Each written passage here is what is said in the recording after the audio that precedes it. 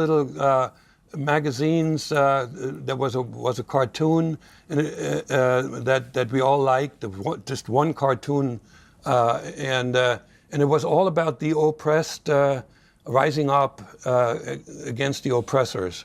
Initially, it was generic, but then it became socialism versus capitalism, the working class versus the capitalists, and then it became scientific, mind you, scientific Marxism-Leninism.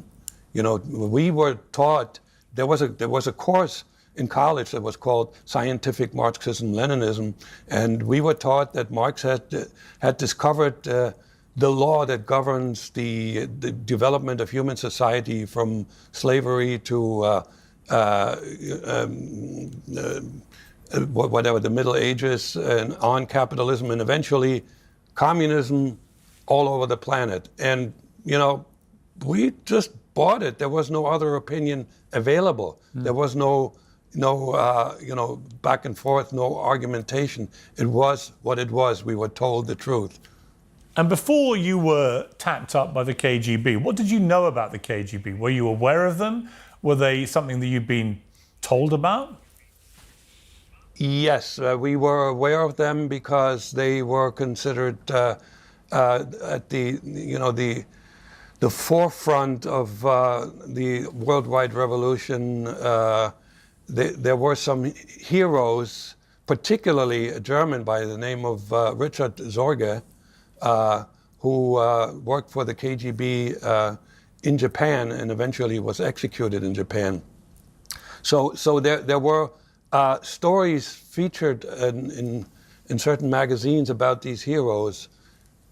We did not have a clue that the majority of the KGB employees were actually busy with the oppression of dissidents in the Soviet Union. We didn't know that the gulags existed. We only knew about the espionage, and so when I was initially contacted, I felt flattered that this mighty organization that was going to help build the communist paradise on earth would be interested in me. And how did they make contact? What was the first point of contact? Well, the very first one was I was on a Saturday. I was in my dorm room doing some homework, and there was a knock on the door. And interestingly enough, you know, in hindsight, I put it all together. When there was a knock on the door in our dorm, that meant the student was saying, "I'm coming in." There were no name plates on our doors. So I was waiting for the door to open. It didn't, so I said to come in.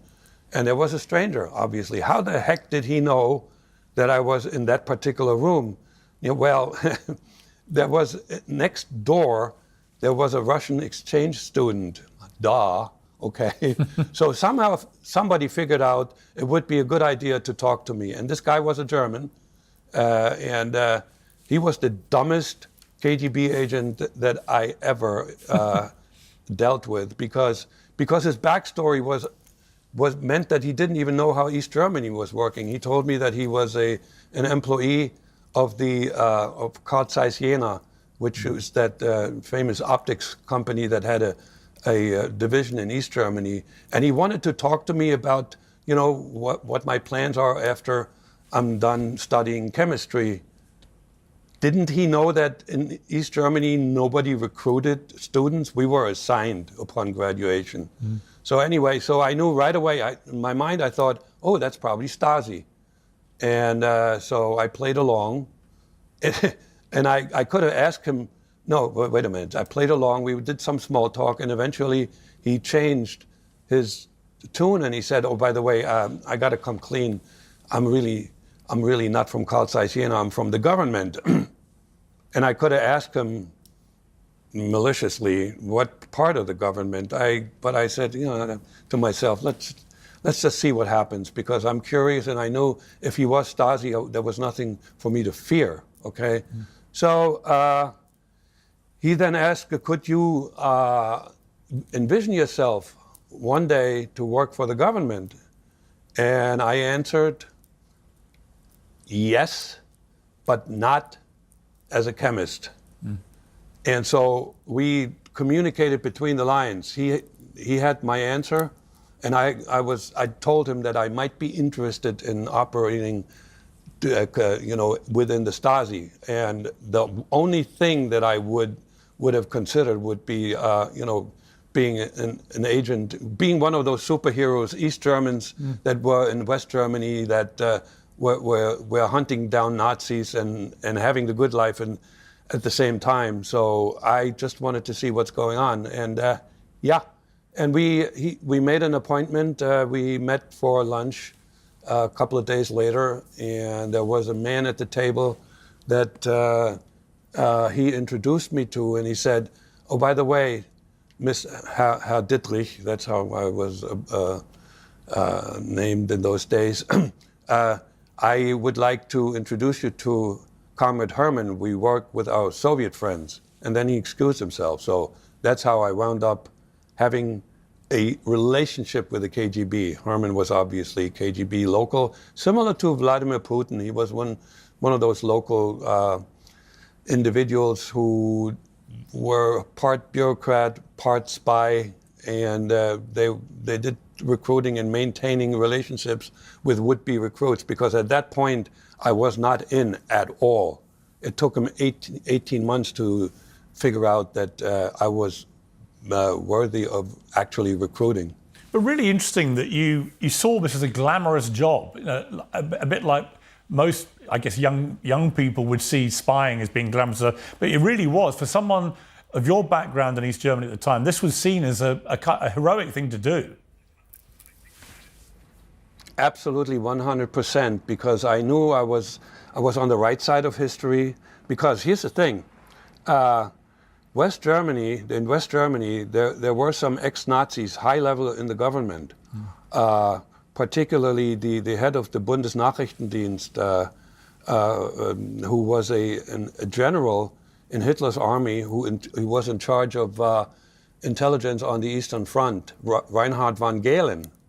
And the Kurt Georg Kiesinger, who was the chancellor at one point, had been a member of the Nazi Party. So we already had proof, ample proof, that there were a lot of Nazis in West Germany, and it was our responsibility to make sure that they wouldn't invade East Germany and take over. So that was part of my mission, and on top of it, I did know that the standard of living was a lot higher, so I couldn't wait to to go over there and drive fancy cars to fit in and date beautiful girls and all that. It was all false ideas, but that is what eventually got me to say yes. And at what point did you change your name? You were born Albrecht Dittrich in East Germany, but at what point did you abandon your actual name? That was in the fall of 1978, when I, as you said in the early introduction, when I entered the United States with a false Canadian passport, and after I passed through customs and immigration, I went to a hotel and destroyed the passport and took out a bona fide birth certificate by the name of Jack Barsky. The birth certificate had been obtained by a KGB agent who was on the diplomatic cover. And so that's when I became Jack Barsky. In those days, you could operate in the US without any other documentation. You could get on a plane, you could rent a hotel room. Right. Nowadays, that wouldn't be possible. Yeah, and interesting that you've always kept the name Jack Barsky. Have you never been tempted to go back to your original name? When I cooperated with the FBI and there was, we started talking about getting a green card and eventually obtaining citizenship, we also thought about whether I should change the name back to the name I was born with, and it was considered too problematic. Let's put it this way. I was so Americanized. I had so many connections, financial, jobs, resume, my children. So it was we decided for me to keep the name. The only thing I had to change is the birth date, because Jack Barsky was born in 1944, and I was born in 49. If I had kept the 44, I would have been able to collect Social Security 5 years prior to when I was actually turning 65. What the FBI did, by the way, they went to Jack Barsky's parents, who were still alive, and asked them for permission.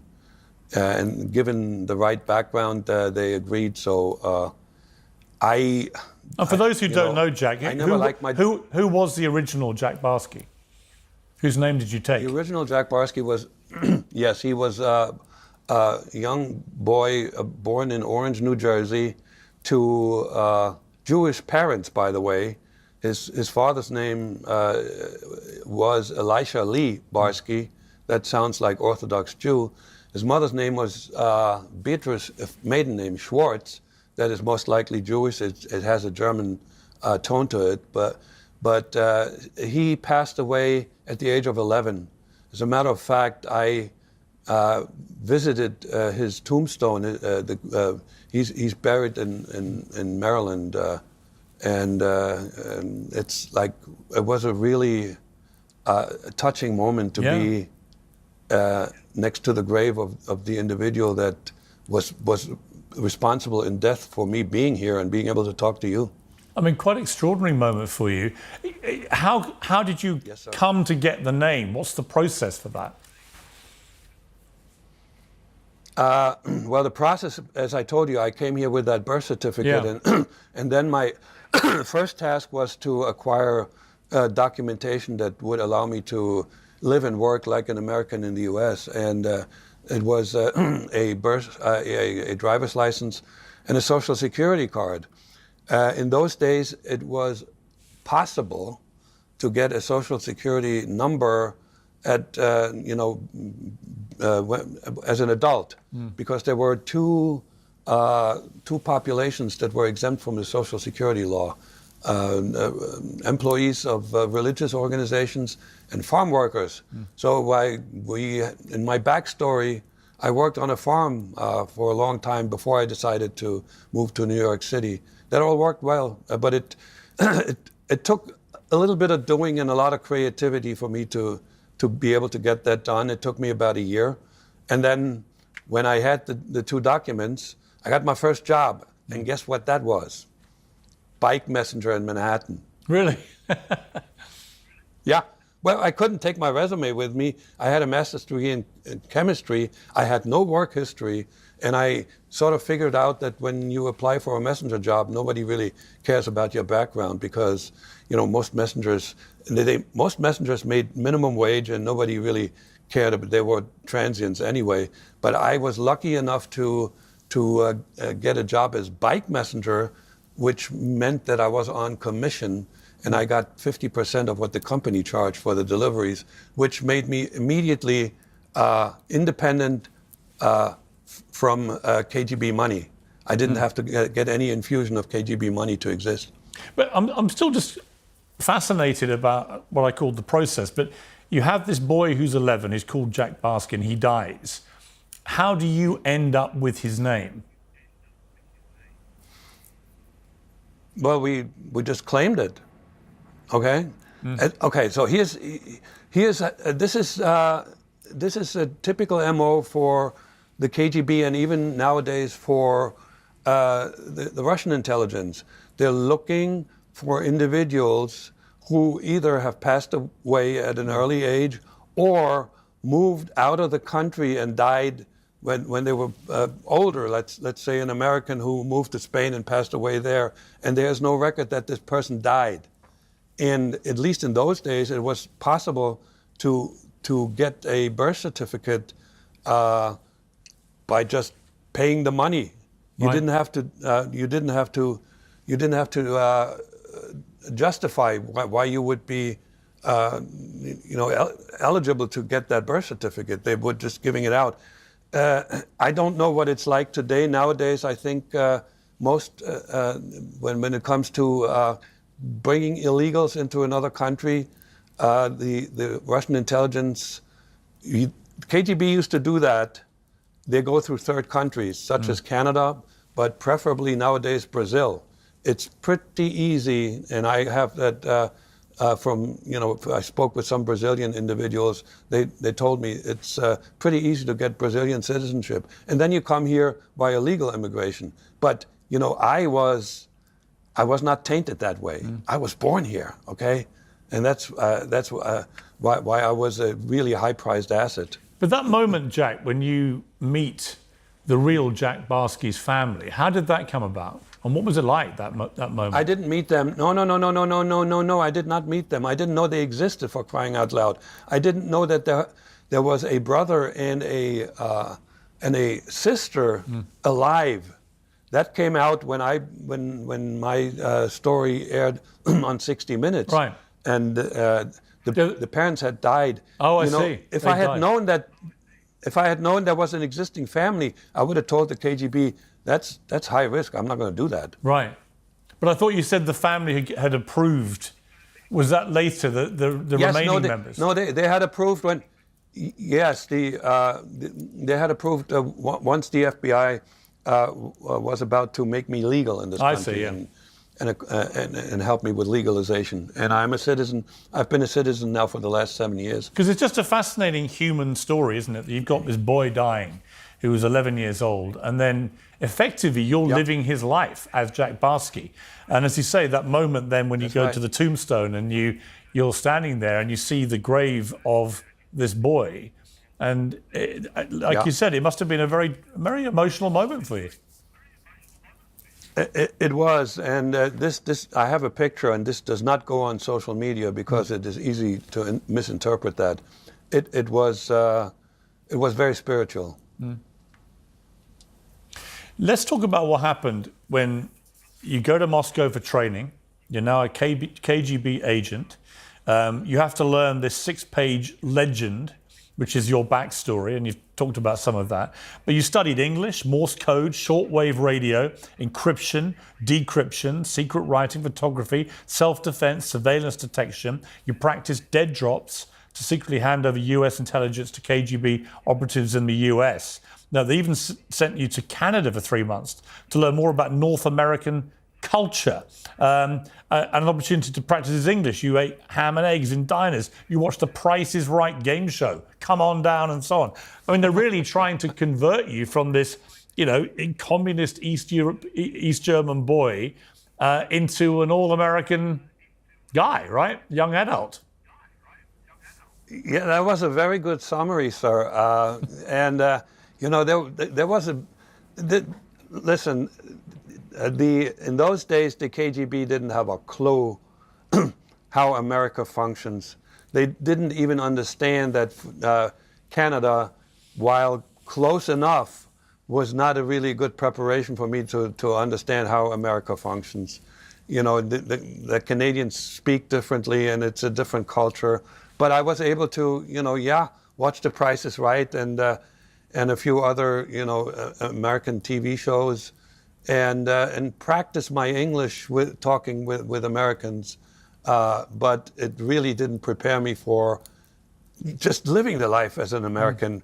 When I came to the U.S. About 6-7 months later, I immediately realized that I had to be very, very careful, and with regard to getting close to Americans, and so being a bike messenger really helped me a lot to get an understanding of the culture, understanding, what people are watching, what the Monday morning talk is about football, the baseball, and all this cultural stuff, including the way Americans communicate with body language and facial gestures and so forth.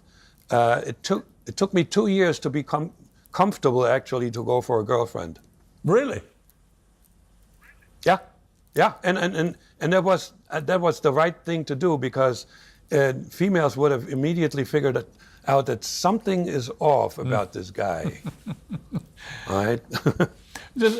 Talk to me about the actual work you did for the KGB, because obviously in the West, all we've heard are kind of horror stories that the KGB were a bunch of ruthless, steely-eyed assassins. What was the reality like of being a KGB agent in America? Okay, so I was managed by the Directorate S, that's the illegals directorate, and the folks that I interacted with were all gentlemen. No women I can remember that would have trained me. Our weapon was the brain, okay? So I had self-defense training, but my hand, even today as I'm sitting here, has never touched a pistol, a weapon. I've never fired a gun. I have had Were you no trained training. to potentially... Were you trained to kill people if you had to?